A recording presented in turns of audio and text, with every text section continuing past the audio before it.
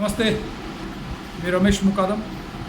ग्रामोदय विचार माध्यमातून आज कॉक्रोच जनता पार्टीचा जंतर मंतर येथील आंदोलन आणि त्याबद्दल बोलण्याचा प्रयत्न करणार आहे. व्हिडिओ आवडला तर लाईक करा, सबस्क्राईब करा आणि फॉरवर्ड करा. काही दिवसापासून कॉक्रोच जनता पार्टीनं नीट आणि CBSEच्या परीक्षेमध्ये झालेली भ्रष्टाचार, झालेली पेपरफुटी आणि त्यामुळं इंस्टाग्रामद्वारे जमलेले युवक आणि कॉक्रोच जनता पार्टीचे अभिजित यांनी सरकारच्या विरोधात आंदोलनात्मक भूमिका घेतलेली आहे. नीट परीक्षेच्या फुटीच्या प्रसंगी जबाबदार असलेल्या शिक्षण मंत्री धर्मेंद्र प्रधान यांनी राजीनामा द्यावा या एकमेव मागणीसाठी गेल्या अनेक दिवसापासून कॉक्रोच जनता पार्टी देशाच्या विविध राज्यामध्ये, विविध शहरामध्ये आंदोलन करत आहे. आणि त्याची शेवटची कडी म्हणून काल शनिवार जंतर मंतरवर सकाळी 9 ते सायंकाळी 5 वाजेपर्यंत कॉक्रोच जनता पार्टीचं धरणे आंदोलन सुरू होतं आणि तशी परवानगी दिल्ली पोलिसांनी त्यांना दिली होती. परंतु 5 वाजेपर्यंत केंद्र सरकारनं कुठल्याही प्रकारचं आश्वासन किंवा धर्मेंद्र प्रधान यांचा राजीनामा न घेतल्यामुळे कॉक्रोच जनता पार्टीच्या लोकांनी सदरचं आंदोलन पुढे नेलं. 5 वाजता आंदोलन समाप्त करण्याची पोलिसांची नोटीस धुडकावून कॉक्रोच जनता पार्टीचे विद्यार्थी रात्रभर हे दिल्लीच्या जंतर मंतरवर जागून धरणे प्रदर्शन सुरू करत आहे. रात्री लाईट वगैरे घालवली होती प्रशासनानं, परंतु नंतर लाईट चालू करण्यात आली आणि आजूबाजूच्या लोकांनी येथील विद्यार्थ्यांना जेवणाची व्यवस्था केली. दिल्लीच्या काही गुरुद्वारामध्ये तरुणांना, युवकांना त्या ठिकाणी जेवण वगैरे देण्यात आलेलं आहे.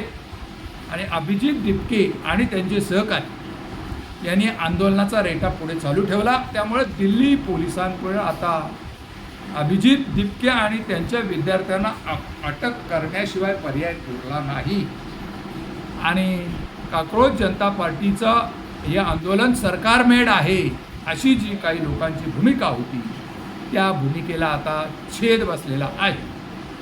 सरकारने आधी कॉक्रोच जनता पार्टीच्या आंदोलनाला प्रोत्साहन दिलं, पाठिंबा दिला, परवानग्या दिल्या, परंतु कॉक्रोच जनता पार्टीच्या अभिजित यांनी अचानक सरकारच्या विरोधात कडक भूमिका घेतली आणि जोपर्यंत धर्मेंद्र प्रधान यांचा राजीनामा घेतला जात नाही तोपर्यंत आम्ही जंतर मंतरहून उठणार नाही, आम्हाला अटक करायची तर अटक करा अशी भूमिका घेतल्याने शहाच्या पोलिसांपुढे आता धर्मसंकट निर्माण झालेला आहे.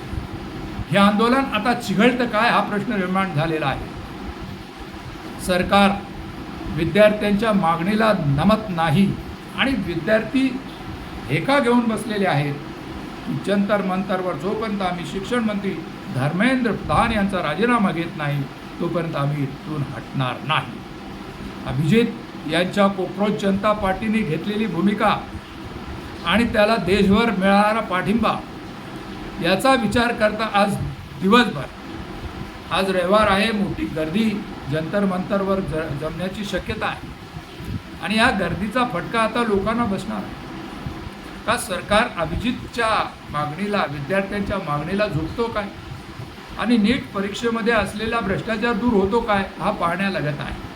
तशीच आज परीक्षा आहे, नीटची परीक्षा आज देखील आहे, पण तिथे बसलेल्या विद्यार्थ्यांचं असं म्हणणं आहे की आज आम्ही परीक्षेला जाऊ आणि परीक्षा आटपल्यानंतर परत जंतर मंतरवर येऊन बसणार आहे.